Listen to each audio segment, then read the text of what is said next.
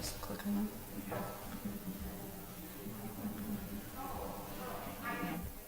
Oh, okay, thanks. Winnie. I'm sorry, I'm counting here. I'm really sorry. I thought there was a number here.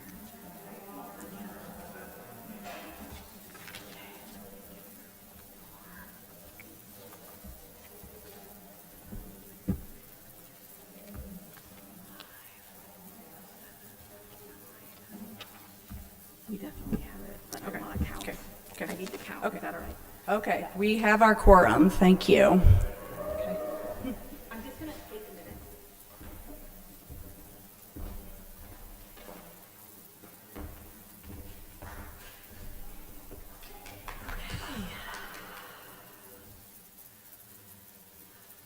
Well, welcome. It is a joy to lead you in lighting the chalice for this congregational meeting. We'll light this with some words from the Reverend Sherry Woodbury, who writes, "Here we are in our circle again, a circle of vision and reflection, a forum for deciding and empowering. Here we are at the base of another bridge, another space spanning the shores of today and tomorrow, beckoning us to cross the chasm one day at a time. Here we are, gathered again at the cusp of the future, at the boundary that holds community together.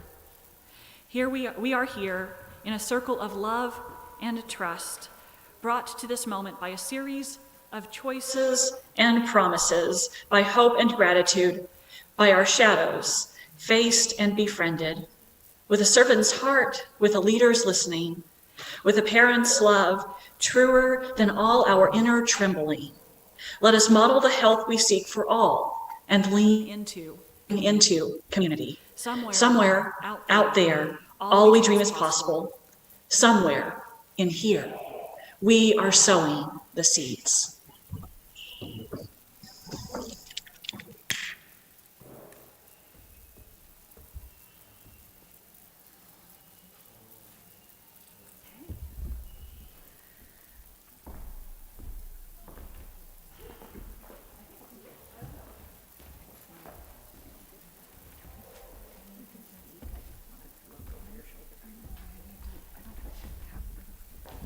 Order of things, they need to switch the slide. Okay. We did that. I just don't know what it is. What are they doing? Oh, there it is. Okay. I just want to be able to check.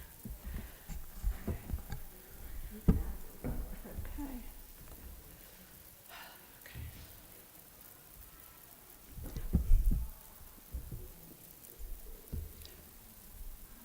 Okay. We already did that, though.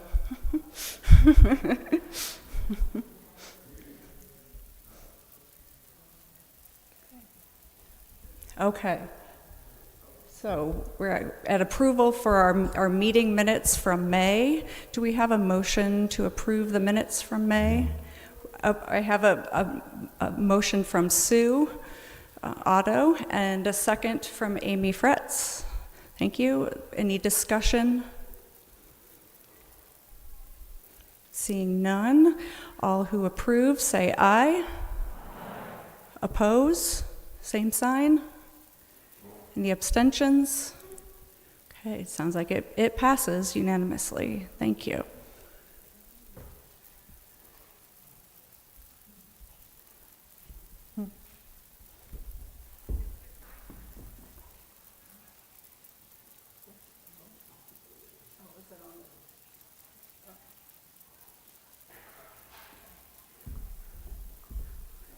We will actually also be voting on that online in our voting on Election Buddy as well. So next up, we have an amendment to the bylaws. Previously, before we were doing our hybrid voting ways, we had it so that people had to have their absentee votes in before the meeting, but because we are now voting after the meeting, we are now making it equal and so that people can get their absentee votes in by the close of voting. So, okay. So, With that, do we take a motion then?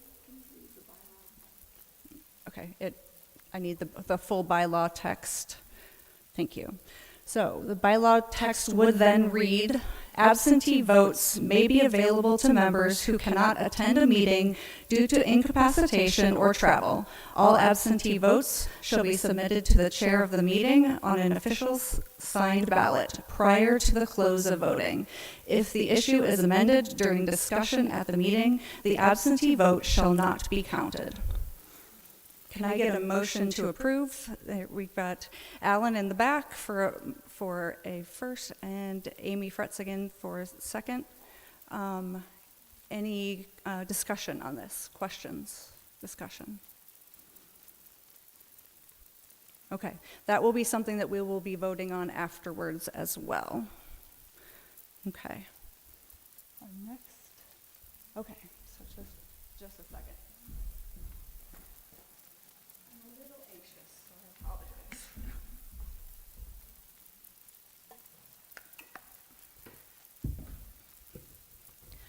So, welcome and good morning. My name is Rochelle Honey Arcement, and my pronouns are she and her.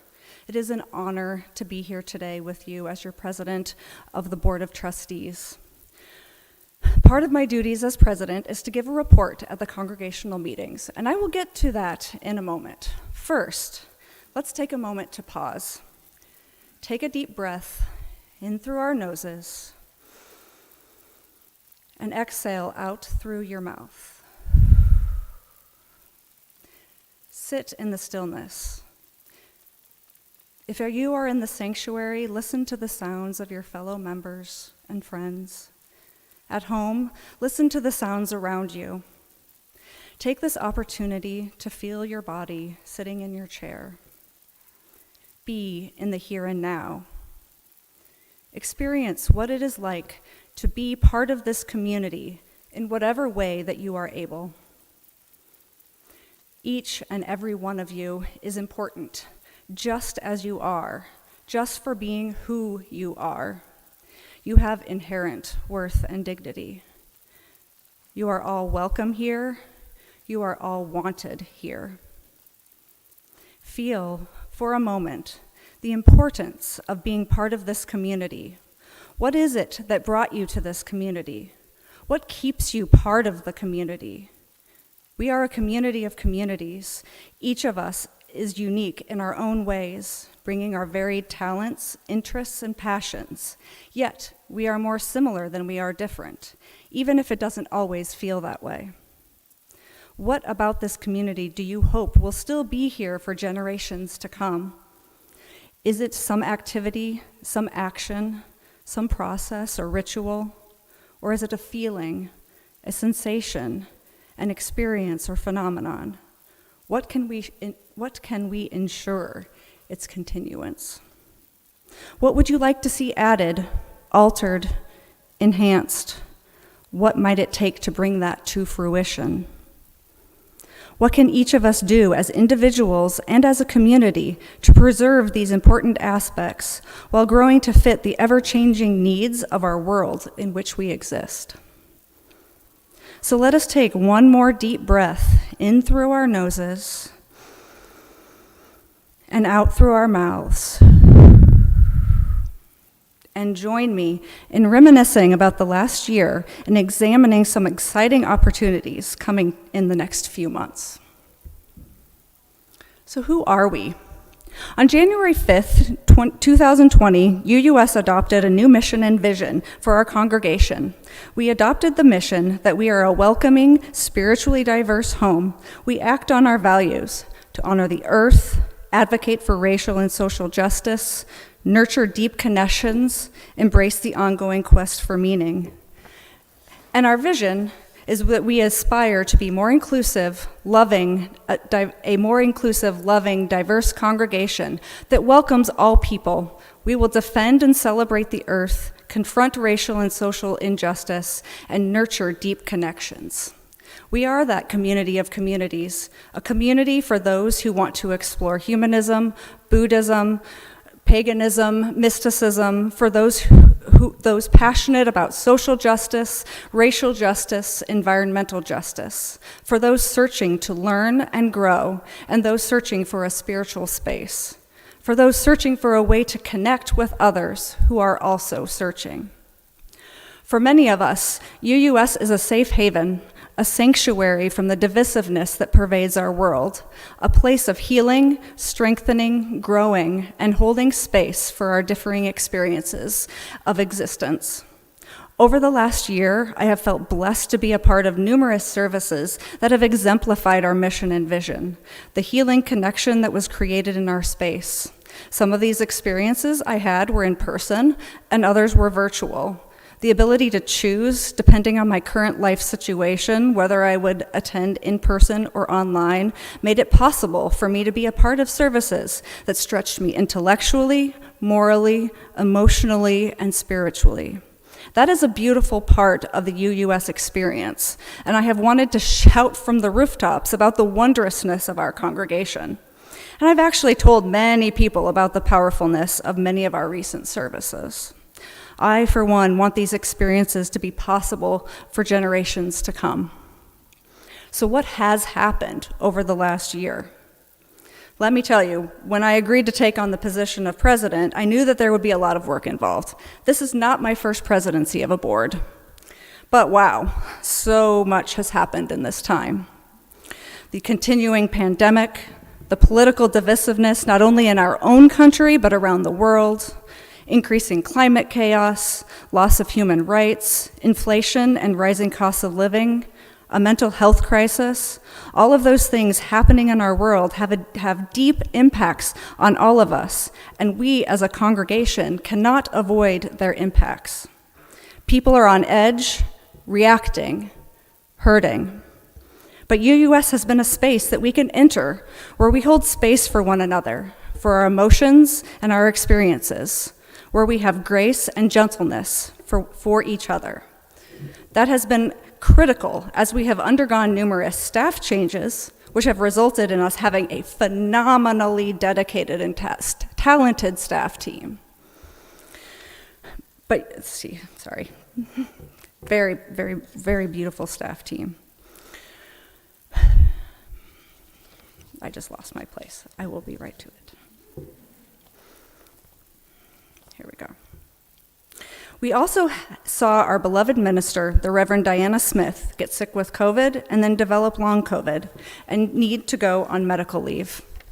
Throughout that, our staff, many of whom are new, have stepped up and done an extraordinary job in keeping things running. Our lay leaders have also stepped up and have worked together to be creative and collaborative and ensure that our services keep happening and people are taken care of. I have had the blessing of working with some of the best people on your board of trustees, as well as so many great members of our board committees and other teams. If I could get the members of the board who are here today to rise as you are able, please let the congregation know who I talk about. When I say I have a great board that I get to work with and feel so blessed to have you along on this journey.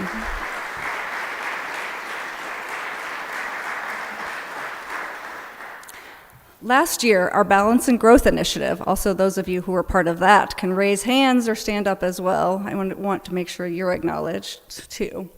So, also otherwise known as BGI, developed some action items for staff and leaders to focus on over this year and also this coming year. Great strides have been taken to work towards those goals.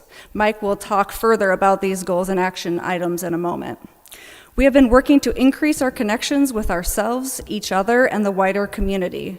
Through our Wonderful Wednesday program, we have looked at how we tend to our inner experiences, our spiritual, intellectual, moral, and social growth. We have found ways to connect with one another through increasing opportunities for in-person gatherings and opportunities to join in activities on our grounds and in our beautiful building.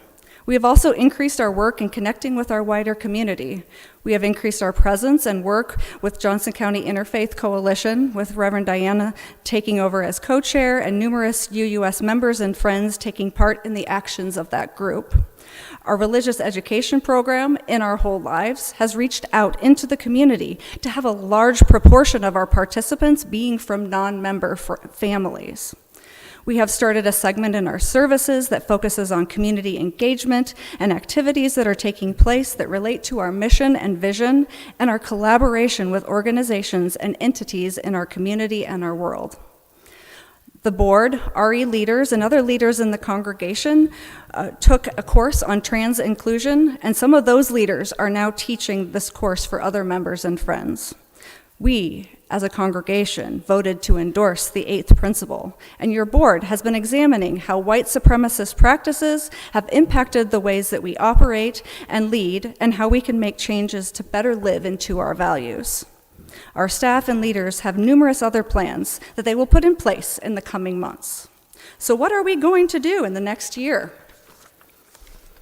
We will rejoice in having our beloved minister, the Reverend Diana Smith, back with us in the new year. While we have done a wonderful job of supporting one another and thinking outside the box while she has been gone recuperating, it will be a blessing to have her back in our midst and to welcome back her compassion, her knowledge, and her leadership. One thing that got postponed when Reverend Diana went on medical leave was a refresher course for the board on shared ministry policy-based governance. Now that we are a few years into the adoption of our shared ministry policy-based governance, we are at a perfect time to review how the transition to shared ministry has gone, what is working well for us, and what could use some adjusting.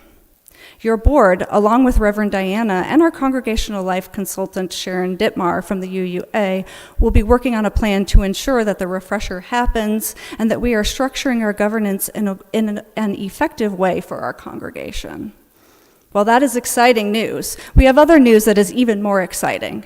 Nick Kaplan, our Director of Lifespan Religious Education, has developed programming that will utilize our natural environment around our building and will help us reach families in our community with the messages that we value.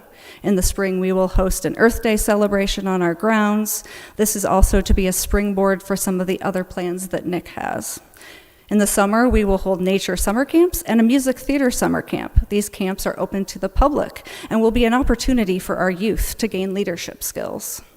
Then, in the fall, the plan is for the development of a nature play preschool that will utilize our grounds and our building. I, for one, am super excited about these activities and these opportunities. I'm also excited to see where our music program goes in the next year and how else we are able to connect at a deeper level with our own experience with one another and the world around us. It has been an exciting, invigorating start to my presidency, and I look forward to seeing where we go. But how do we ensure that it all happens? There's a lot going on and a lot upcoming. In order for this all to happen, we must all be engaged.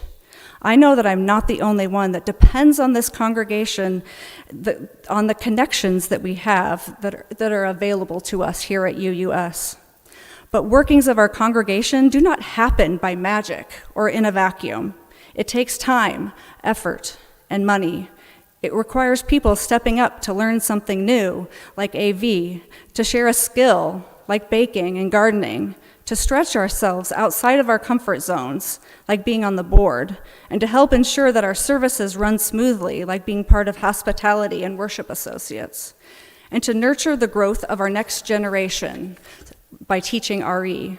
There are many, many other ways that people can contribute to the life and well-being of our congregation. It takes volunteers, but volunteers can't do everything. It takes staff, too. Our staff are a vital component to the operation of our congregation. We need money to pay our staff and to ensure that they have the benefits they deserve for the hard work that they put into working for our congregation. Around the country, in UU congregations and other denominations, many staff are burning out and getting out. We are lucky to have the staff that we do.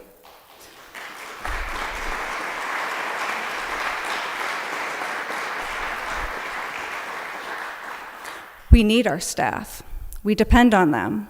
We will not have the programs that we want, the services that we want, the communication that we need, and to keep the operations flowing if we don't have them.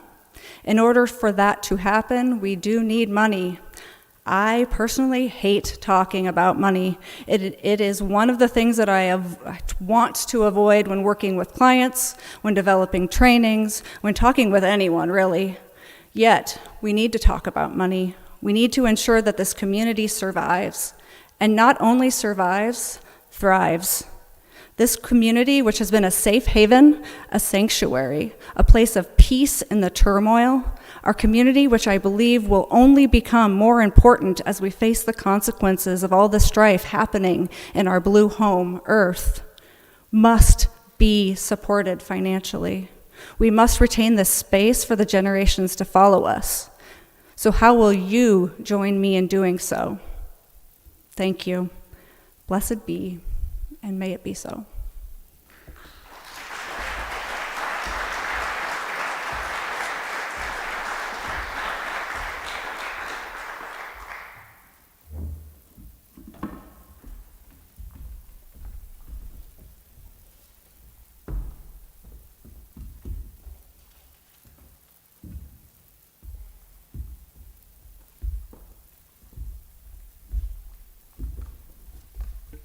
Is it still? It is still morning. Good morning. Good to see you all. I'm the numbers guy. I'm Mike Pavlich, your treasurer. My job is to ask you to approve a budget for next year. That's going to be at the end of this talk. Mainly what I want to do is put some numbers around all the beautiful things that Rochelle just said. Okay? Let's see. Slides working? Great. Could we have the first, please? We are in a 3-year plan financially. It started in 2020 when we were totally shut down because of COVID, and we were in the process of hiring a new minister. The board said, well, in 2021, we're not going to fire anybody, so we're going to keep full staff.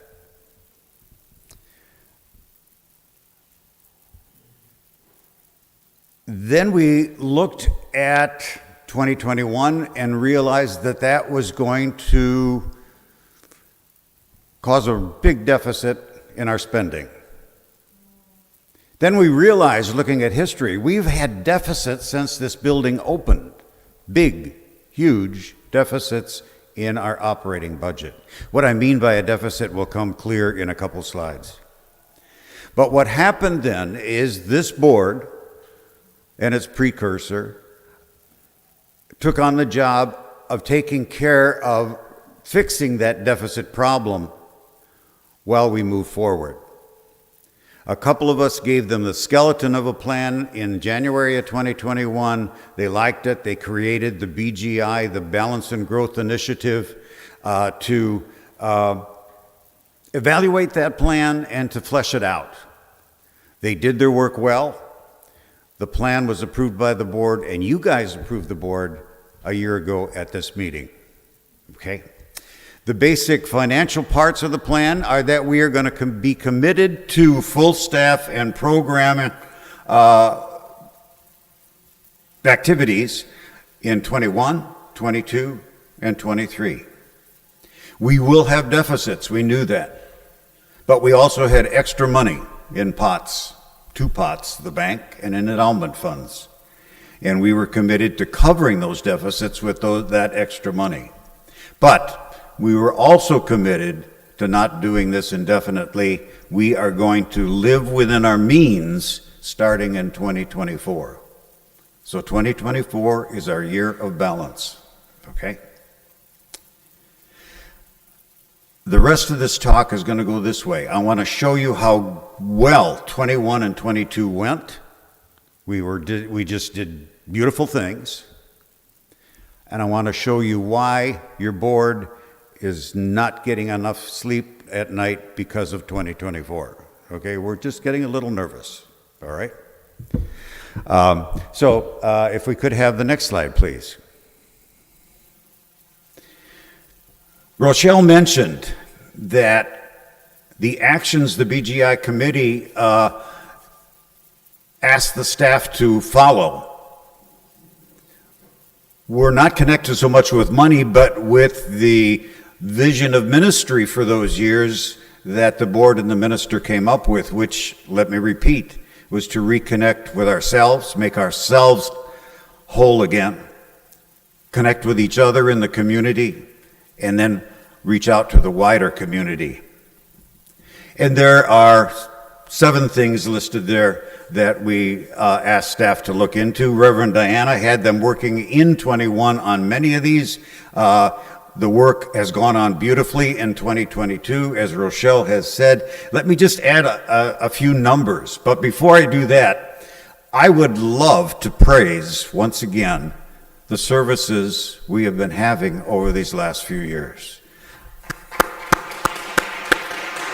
They are so inspiring, they are so varied, and it's a delight to have the little children back and to sing them off. What that says is that we are growing, and we're growing in the way we want to be, with younger families, people with children who are going to keep us going. Jody said many weeks ago that it was a delight to see all the white-haired old people who were going to support her. Well, we white-haired old people want the young people, right? And we're getting them. Good. Some numbers. One of the things we said is let's start renting again, and we did. We set a goal of raising $10,000 rentals this year, and we met that goal. UUA says that if you can get as many visitors to your place as you have members, you will grow. We have about 250 members. By my calculation, we have had over 300 visitors this last year, through the rentals primarily, through the Halloween program that they put on each time, one of the rentals, and through the many weddings that we had. People will come here and gape at this, okay? We had a group of 70 teachers do a 1-week workshop back over there. That was marvelous. The rentals are working. We are reaching out to the community. Where else do I have numbers? Let's talk about growth. Nick says that they have on average about a dozen youngsters each Sunday, and about a dozen people in OWL. And many of the people in OWL are not registered members of the congregation.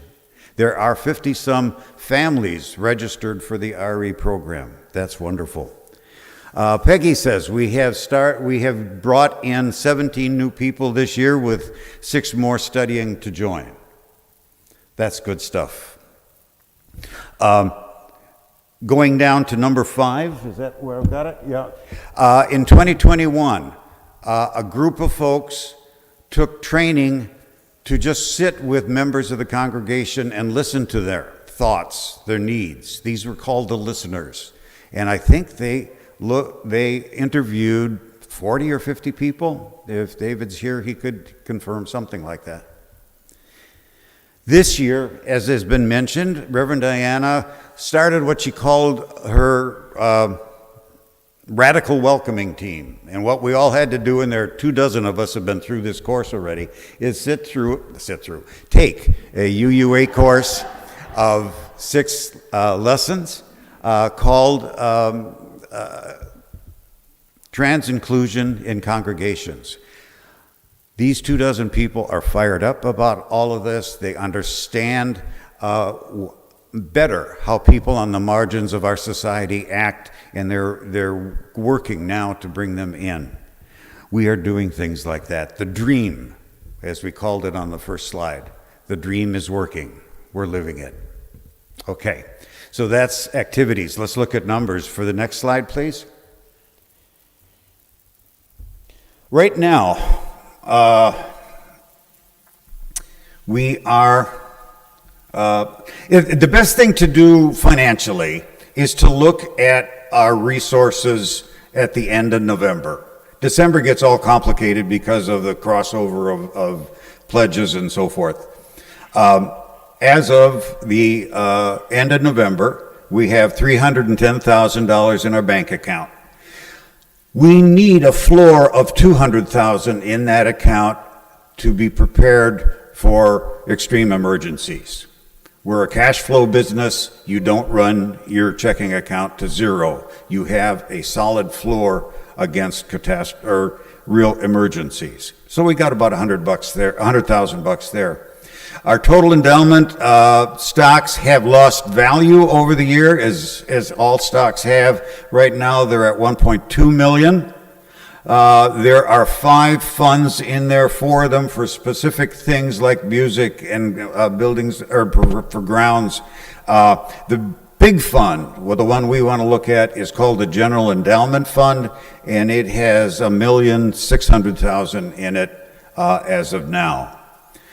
It is split into 2 pieces: a corpus at about $710, and earnings at this moment at $350,000. The corpus, for those of you who think of donating to the general endowment, when you donate, your money, your money goes into what is called the corpus, and those funds cannot be touched. They sit there and they earn earnings. Okay? So, trust that even though we're spending a lot from the earnings, your donations don't get touched. A year ago, the corpus and the earnings were about the same level. They were both at about $700,000.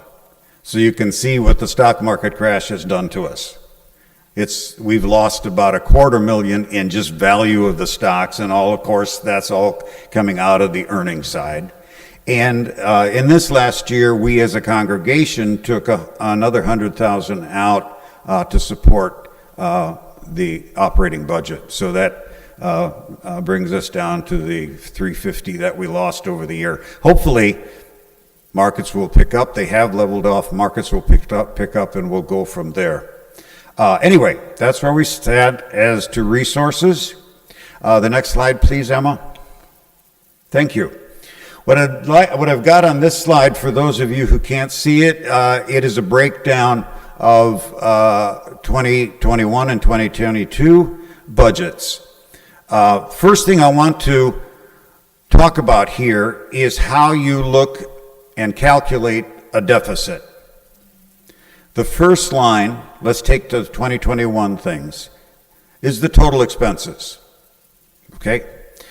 In 2021, we estimated at the end of November that the total expenses were going to be $606,000. The next 4 lines are our annual income. There are 4 pockets of income. Our pledging is the biggest. Then with what we call an ASA, it stands for annual spending allowance. By the way the stock funds, the endowment funds are set up, we are allowed to take out 5% of the general endowment out each year to help support the operating budget. And in 2021, that amounted to $60,000, and in 2022, it was $67,000. The stock market had gone up. Rents were possible. In 2021, we did none. In 2022, we did $10,000 because we started it up, and Reverend Diana and Peggy did a nice job of adjusting to problems as they came up. Fundraising. In 2021, we expected about $12,000 from the auction and primarily and other things. In 2022, we asked them to come up with $20,000. Okay, that's that. What you do to look at a deficit is add up those 4 incomes, pledges, ASA, rents, and fundraising, and compare it to your expenses. The difference between them, if it's still has some expenses not covered, is a deficit. That's how much you're overspending. In 2021, I calculated a possible deficit of $180,000. That's big. We had that much in the bank to cover it. At that point, our bank was up at $425,000. And remember the $200 base. There's a lot of room, $200,000 base. There's a lot of room in there.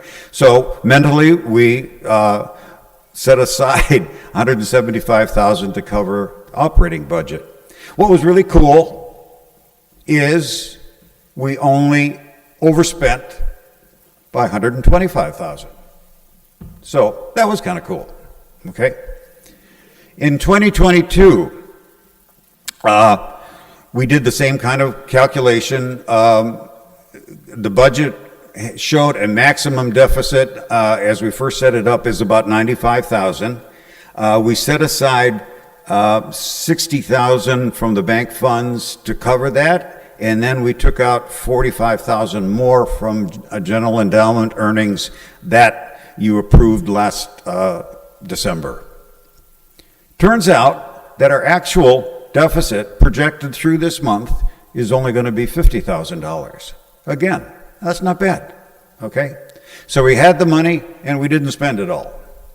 That's nice. There's a couple of other nice things in there that I would like to hit. Let me look at my notes so I don't miss anybody. The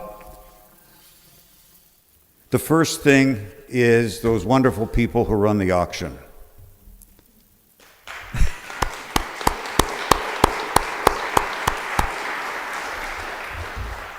Each year, and I think that's true of this year too, they're clearing $18,000 for us. So each year, that fundraising number is well over what we expected it to be. That's absolutely wonderful. Could I have the slide back up again? That particular one? That's the next one. It is, no, I'm sorry, next one wasn't what I meant. Thank you.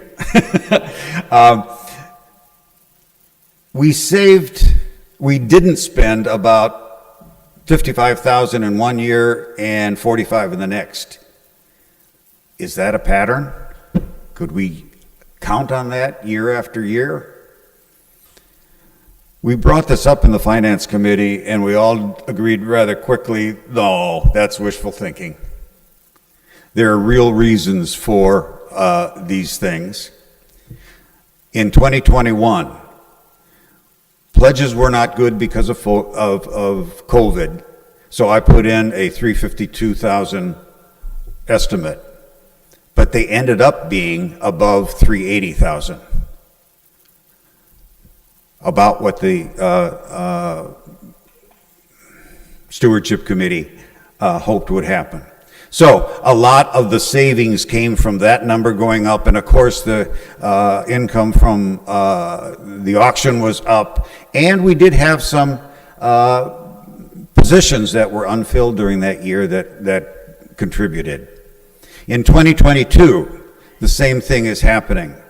First of all, I want to point out that the pledges I put into the budget at $410,000. Stewardship had a goal of $420,000. They met that and exceeded by a couple thousand that $420,000. The other thing for applause is in both 2021 and 2022, the filling of those pledges reached 99.5%. Okay? We are one cool community. I love it. So anyway, is that underspending a pattern? We don't think so. I think it's not smart to count on it. Okay? Anyway, as Rochelle said, we have really been living the dream these last couple years. We have expanded to the community. We have new people coming in. We have a variety of outreach or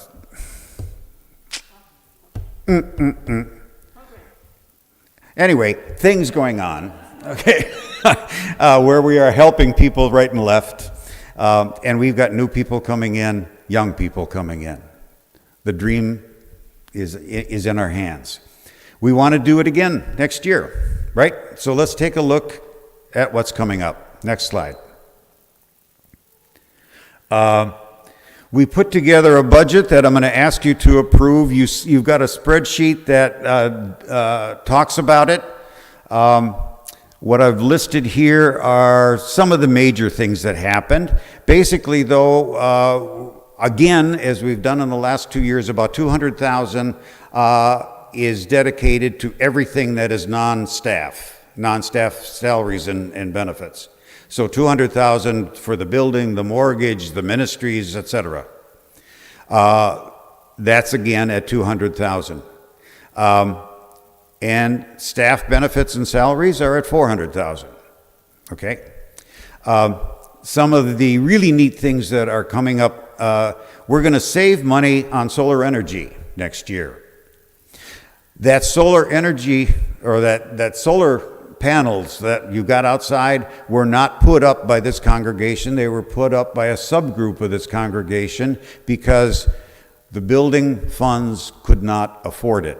So a bunch of people got together, raised over $200,000 and put those collectors up. Their contract with us was that they would sell us all the electricity generated and they would only charge us market value for it. And we've been doing that since the building opened. We have paid them between $10,000 and $12,000 a year for their electricity. This last year, a bunch of them got together and said, let's donate our shares in this LLC, this company, to the congregation. 80% of that solar collection is now in our name. And so we're going to save about $7,000 a year from here. We are going to celebrate those people because the other 20% have promised to give us their shares this year at some point. After that, we're going to say hooray and identify who they are and give them a pat on the back. But let's give them a round of applause now.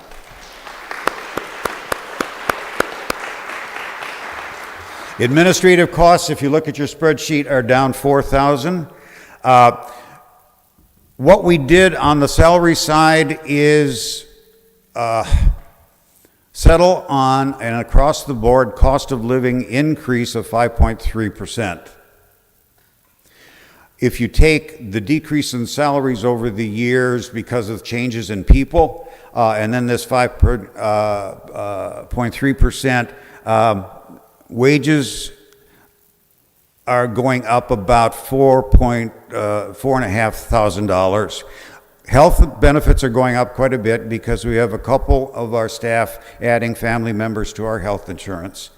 And we are going to be giving a $3,000 more than we did last year. Last year we gave them $25,000 as dues. This year next year we're going to be giving them $28,000. They want $36,000. We've been kind of holding them off because we're in deficit spending.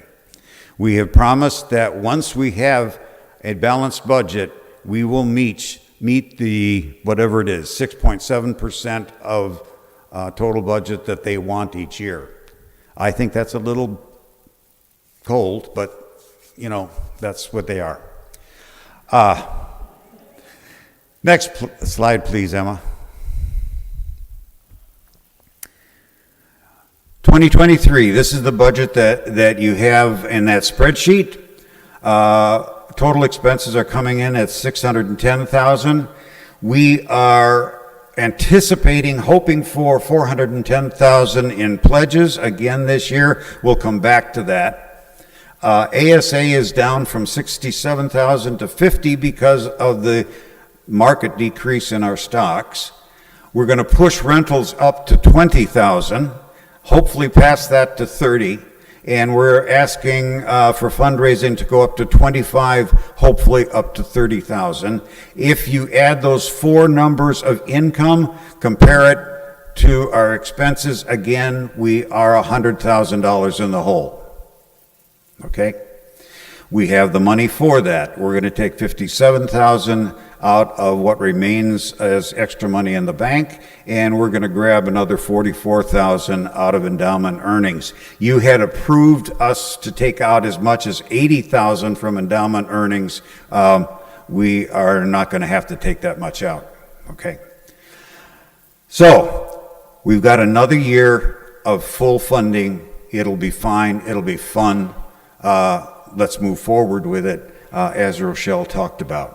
Now, what is disturbing the board and the finance committee is that pledging for 2023 is lagging well behind its historic value. Right now, we have only, excuse me, 380,000 pledged. Okay, so the stewardship committee had set a goal of 440,000. Obviously, we're not going to get anywhere near that this year. We understand that, so we dropped it to 410. We're going to hope for that. Another piece of data from this year's stewardship campaign is that we've got only 160 some pledges so far. Last year we had 200 plus. So we're down 40 pledges, okay? As Rochelle said, we have had inflation, we've had uncertainty in the markets, uncertainty about recession. It gets on somebody's mind when you start looking at your money. That's understandable. But I'm going to ask those of you who have not pledged yet to do so by the end of January. And if you really feel that you cannot give much, give just a little. $25, a couple bucks a month, $40, okay? $3.50 a month. But stay connected with us. Stay a part of the group that is supporting, that is committed to supporting our congregation. We don't want to lose you. You are important to us. Okay? So, I'm asking you to rethink that. And as the stewardship committee told me to say, and those of you who have already pledged, if you want to bring it up a little, nobody's going to be concerned. Okay? All right. Now, what do we do into 2024?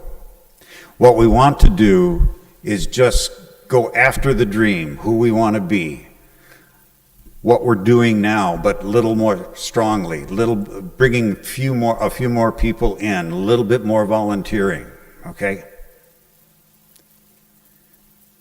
The staff is going to be working hard at that. They're going to need volunteers, so we're going to want to increase our volunteering a little. Our volunteering is very high. We've got at least 50 to 60 people on a hospitality team. And at our ministry fair, social justice picked up 6 new members. We're volunteering nicely, but we may want to do more. There may be some, the rental group may need some help from time to time. We can volunteer for that, okay? But whatever, I would like you to take the Stewardship Committee's call very seriously and see what you can do to contribute to it, okay? It would be very nice if we could get into the middle 400,000s, 440, 450,000. That would make life very easy, much easier when we force a balanced budget a year from now, okay? What else can I say except that to urge you to stay involved, to stay volunteering, to stay happy, keep enjoying this, and whatever we come up with in 2024, your board is committed to balancing that budget. Stop living beyond our means, okay?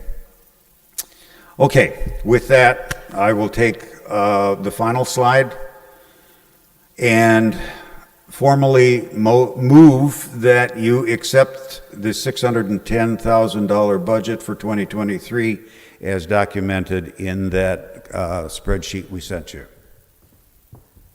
Do I have a second? Thank you, Jerry. Do I have, I guess that's all we need. Thank you, Jerry. Yes. Who was the first? You? Yeah, Okay. me, yeah. Well, you'll be voting on that. I hope you vote yay. If you vote nay, we'll go back to the drawing board, okay?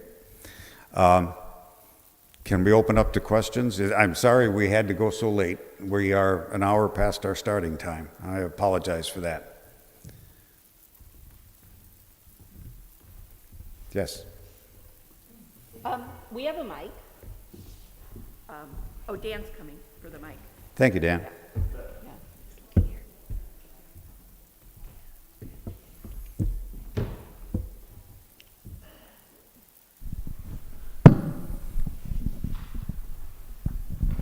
Is there going to be any money left in the bank to cover emergencies if we spend 67,000?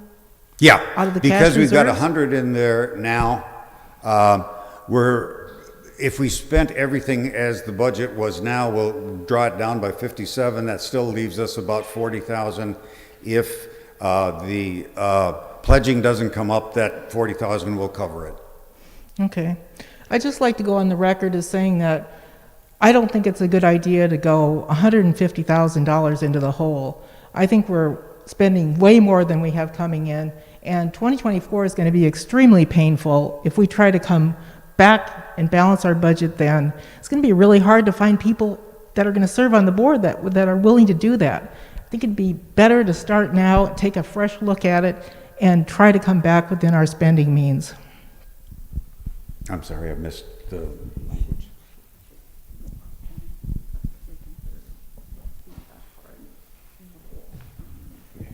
Okay. Wait, let me just say, I think the Zoom, because of our audio issues, Zoom isn't picking up everything, and we wanted to give a little summary that that comment was geared toward hoping that we would reconsider this budget and look toward making our budget closer to balanced and not having as big of a deficit. I just had a question. The deficit you had down for 2023, does that differ from what you were hoping it would be or planning it would be, and what was the planned number for that? Okay, good. I have to apologize. My hearing is really bad, so I need an interpreter, okay? Say it from here, Rochelle. Okay. Yeah, so the Zoom, or toward here. So Yeah. Zoom can- So the question was the deficit, correct me if I'm wrong, was the deficit that we have here what we had expected the deficit to be before we did the budgeting? I didn't even understand you. Sorry, I did it with my mask on. Was the deficit for 2023 what we had expected it was going to be, or is it different? No, it was not. At the meeting last year, we predicted that we would get 440,000 in pledging, and that we didn't predict the crash in the markets, so we expected another 65,000 from the ASA. So yeah, last year we predicted only a $55,000 deficit. So from predicted deficits, it would have gone from 125 to 95 to 55. It didn't. It went from 125 to 95 to, well, we're saying 100 again. Okay.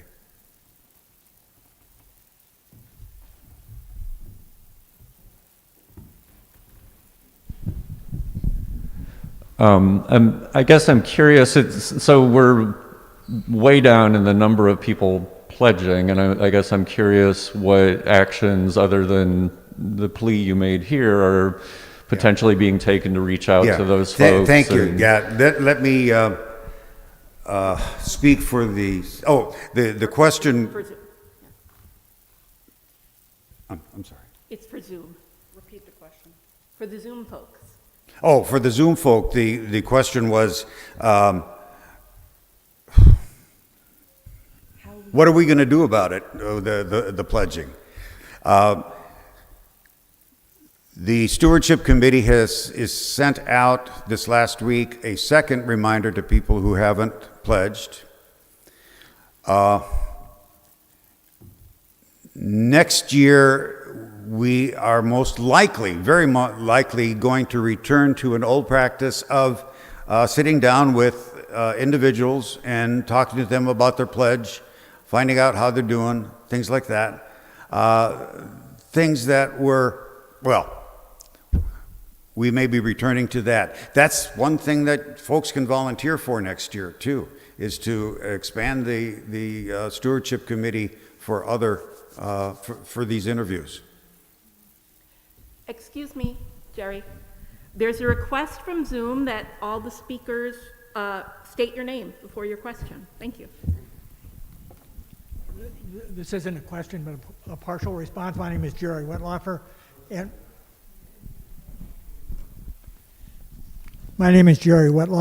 and I wanted to report that historically, year after year, and we expect that it will continue to be true this year, pledges have continued to come in and continued to go up significantly throughout December, January, and even into February.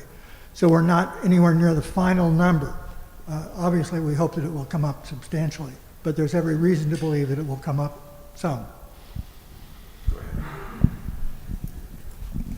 For folks on Zoom, Jerry Wetlaufer was stating that historically we have continued to get stewardship pledges in December, January, and even into February, and we are hoping that that will continue.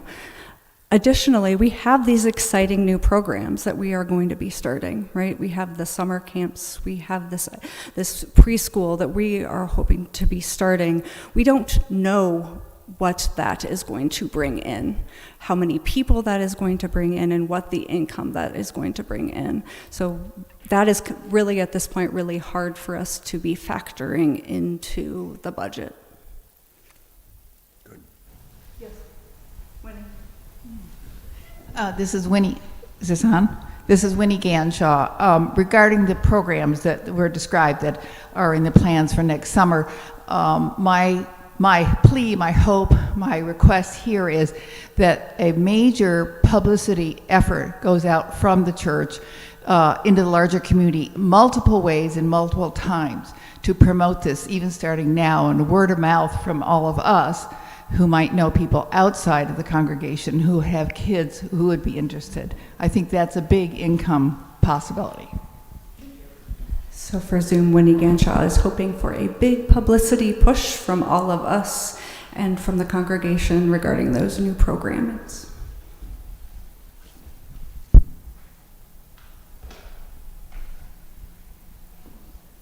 Okay. Do we have anyone on the slides?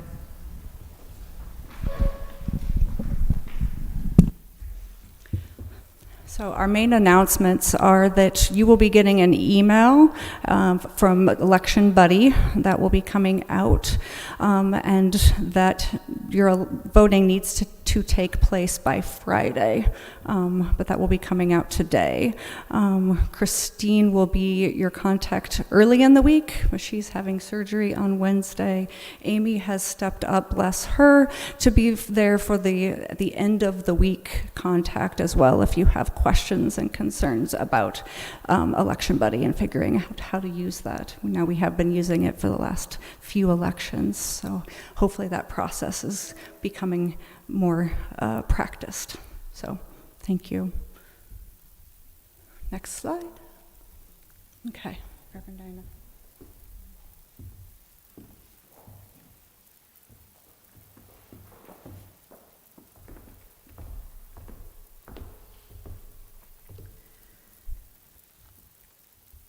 As we close this congregational meeting, I'd like to share with you some words from Rainier Maria Rilke, who wrote,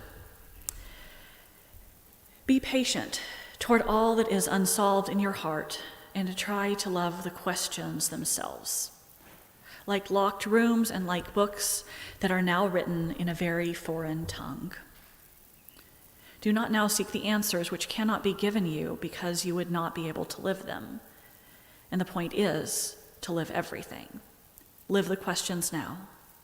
Perhaps you will then gradually, without noticing it, live along some distant day into the answer." So may it be.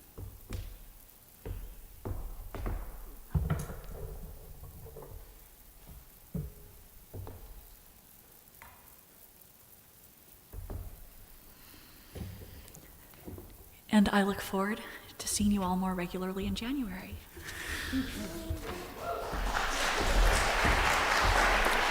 Can we get a motion to adjourn? I see back there, names not coming to me. I'm sorry, I'm so nervous. That's one, yep. And Amy Fretz for a second. Thank you. Let's vote on that since we're all here. All who vote to adjourn, say aye. Opposed, same sign. Awesome. Thank you. Thank you for all for being part of this community.